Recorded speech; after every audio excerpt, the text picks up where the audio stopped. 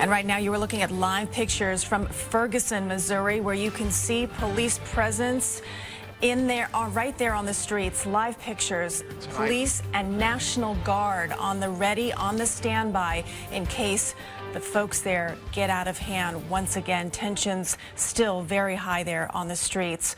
Right now you can see the line of people, some of those protesters. It doesn't look as though things are...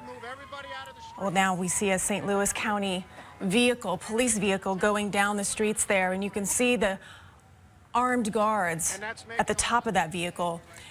This area has been undergoing very, very tense situation since the shooting death of an unarmed teenager, and that news has also set off protest here in New York City. Good evening, I'm Christine Johnson. Maurice Dubois is off tonight. Protest over that police shooting happening in New York City. As I mentioned, CBS 2's Jessica Schneider live in Times Square now, where dozens are still gathered tonight. Jessica?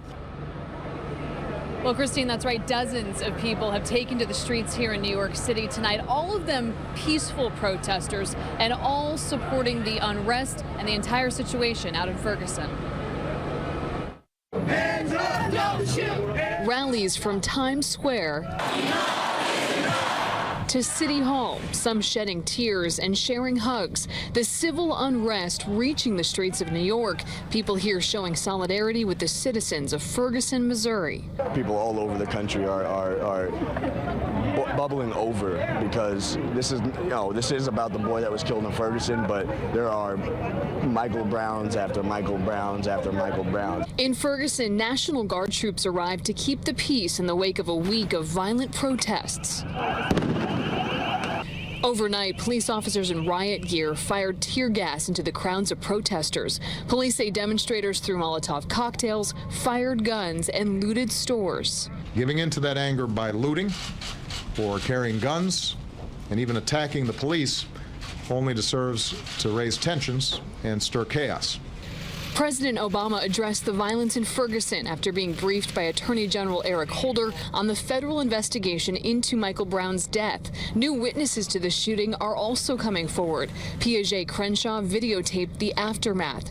She says she first saw Michael Brown running away from Officer Darren Wilson, but when Brown turned around, that's when Crenshaw says the officer fired. The fact that he got shot in his face, it was something that clicked in me like, no, somebody else needs to see this. This isn't right. I got to record. A preliminary autopsy revealed today that Brown was shot 6 times, 4 times in the arm, twice in the head. A forensic pathologist hired by Brown's family spoke about the results. Because of the 2 gunshot wounds to the head, indicating that Mr. Brown was bending over as they were coming down, those 2 shots were most likely the last 2 to occur to him. Now, Missouri's governor says there is no curfew tonight. There has been a curfew the past several nights. As for here in Times Square, the protest wrapped up about an hour ago without any incidents or any arrests. We are live in Times Square. Jessica Schneider, CBS 2 News. All right, Jessica, thank you.